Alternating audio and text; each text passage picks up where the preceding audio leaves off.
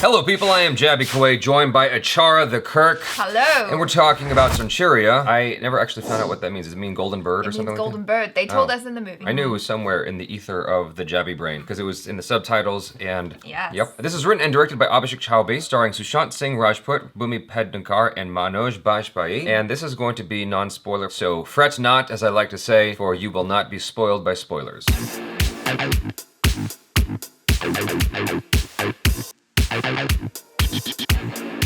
Let me give you guys the score up front. I know when I go to like IGN.com, I like to scroll right down to the bottom of an article and see what the score is. I'm giving this a 3 out of 5 Jaby heads. What separates this for me is that I would actually buy this film. I would want to own this and I would be willing to watch it again. I feel like there's still a lot of value in this movie in rewatching it in terms of the way it's made, in terms of the acting. There's a lot of nuance and a lot of messages embedded in this film that if you're not thinking about it, you're gonna miss. Yes. As a filmmaker, I really appreciate Avijit Chowdary, excuse me for mispronouncing. The reason why it's not getting a higher score is because I feel like it left anyone who was not already familiar with this in the dust. Yeah. That's the general basis of my score. I actually completely agree with your score. It's 3 out of 5 for me.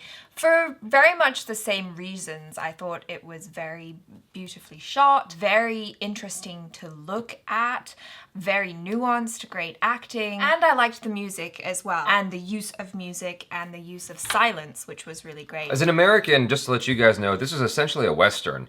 Now, when I say Western, I don't mean like Western filmmaking, I mean like Old West, like old Clint Eastwood films, John Wayne, that kind of stuff. Growing up with the films that I have, I'm like, oh, this is totally a Western. Like, I can see the sheriff, I can see the cowboys, essentially, the outlaws who are on the run. Since we've kind of explained-ish the score and why we gave it that score, let me get into that a little bit more without giving away spoilers. What happens is the film just drops you into the middle of the action, essentially. It's not like coming out shooting, but it doesn't give you any backstory. The trailer gives you more backstory than the actual film, and I guess they're expecting you to recall that information when you go into the film, that or you already have a basic understanding to the fundamental situation that's happening in the film. Right. We are not in on that conversation at all. What we were able to kind of get along the way was the cast system, and judging by what happens in the film between characters, I understood like, okay, this cast is a higher cast than this cast over here, and that's how that affects these people, and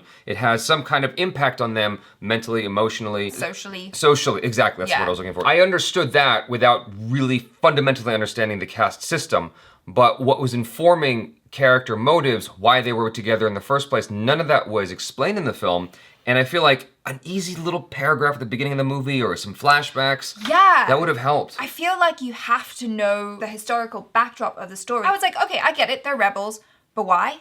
What are they fighting for? What are they rebelling against? What are they rebelling against? Why is it so bad? Who am I supposed to be rooting for? I'm very confused from the get-go. I don't know who I should be rooting for, like you said, because stuff is explained in the film later on, and I'm like, I genuinely don't know who I'm supposed to feel bad for in this movie. I feel bad for both sides, but I really am not sure if I should be. The whole thing comes down to being about redemption. Redemption stories are always great because I feel like a lot of us can relate to that, where at some point in our lives we're trying to redeem ourselves. It's something I feel like we all go through, and if you haven't, it's like a rite of passage, just being a human being. It wasn't until after the interval where I was like, okay, I feel like I'm getting a grasp of this better, and I'm starting to enjoy it more, because through that first half, it was honestly a bit of a struggle. As much as I enjoyed the framing and the acting and everything, and like the nuances between characters. The aesthetic of it all, like I really, really appreciate just stylistically the way this movie was made. There was a few things that kind of threw me a little bit,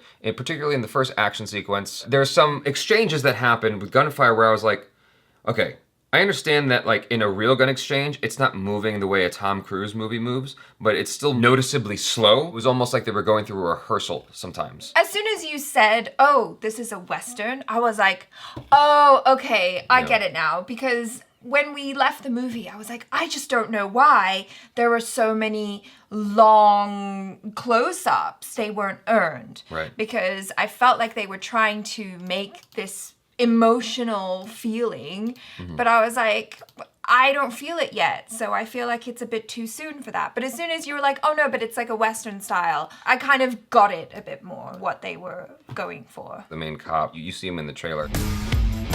I thought that physically he was perfectly cast. Yeah. But he was a character that was sorely lacking in the movie, where it's like, I get that he's a cop and he's heading the other cops in the pursuit of these outlaws, but I don't know anything about him outside of that. I don't really know what drives him, like what makes him tick.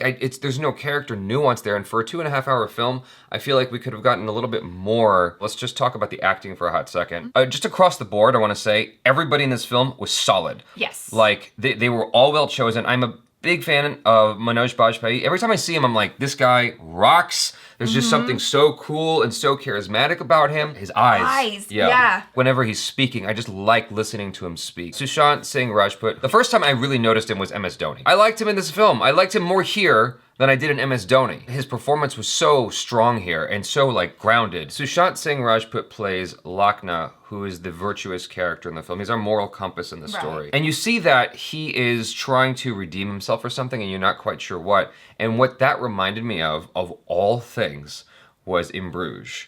Because In Bruges is a story about hitmen. Yeah. And one of them is trying to redeem himself for something, and he's the younger character of the two. Like, you have the older hitman and the younger one. And here you got, the older Manoj Bajpayee and the younger Sushant Singh Rajput. In Bruges, Colin Farrell's trying to redeem himself in this story for something. It's very funny because the something's quite similar. Exactly. Bhumi Pednekar. I loved Bhumi Pednekar. Yeah. She was the one that moved me the most. Ashutosh Rana, Veerendra Singh Gujjar. That is the bad guy. Oh, he looks so different here. Oh, yeah, it is him. He looks different with hair. That's what it is. Well, he's really good at playing that role. If you're an actor from the film and we never mentioned your name, just know we liked your style. Yes. We liked what you did. Very good. In general, everyone in this film did a great job. This film is definitely worth watching. It's not for everybody, but I think if you stick it out to the end, you'll find that it's actually gratifying. For me, it was a very gratifying experience, even without knowing all the backstory in advance, even without knowing all the nuances of the caste system. There was a lot going on, and if you're looking for it, there's a lot of messages in this story that you can kind of discuss afterwards and figure out like a puzzle with your friends. It's one of those things you can really take apart and talk about for hours on end. For me, I just needed to understand why I should care about these people, and I didn't know why I should care. Yeah. That was the biggest issue I had with the film. It's like, I get all the pretty shots and I get all the way this is put together. Like, you get, Mr. Director, I get that you get why we should care, but I don't know why we should care. And that was the biggest hang up I have with this movie. I really am digging Abhishek Chaube's style. I believe this is the second film of his that I've seen, and there's another one I still want to watch. By the end of the movie, I did care. I think it just came from spending a lot of time with these characters and getting to know them. Yeah. But I do wish that there was something, maybe a flashback in the beginning, which shows us why we should care, why they're honorable, why they're good, or why they're fighting. Just a reason. I think what might have helped was a little bit more banter that made them funny.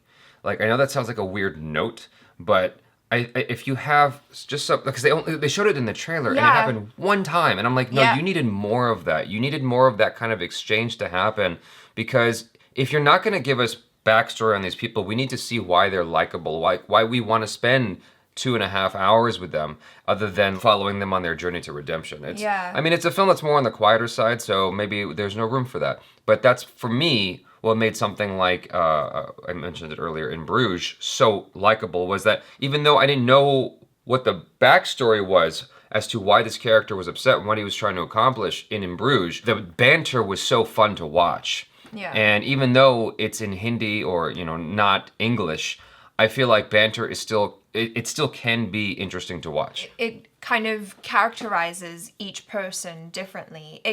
You saying that made me think of Saving Private Ryan, because in that situation you do have, you know, a motley crew of different people, and eventually as the movie goes on, you know, they exchange banter, you get to know each character, and so you do care about them. So then when someone dies, it's actually quite upsetting. Again, this is a 3 out of 5 for me, but I still strongly recommend watching it. This is, again, something I would personally purchase because I very, very much appreciate the craftsmanship. The way this film was made really resonates with me, and I want it.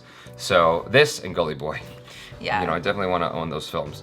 Anyways, you guys, thanks so much for hanging out with us. Be sure to check out ACHARA KIRK on the social media. Subscribe if you haven't already. Check out our other reactions, reviews, short films, interviews, and blogs. I am Jaby KOAY. This is ACHARA KIRK. Peace out.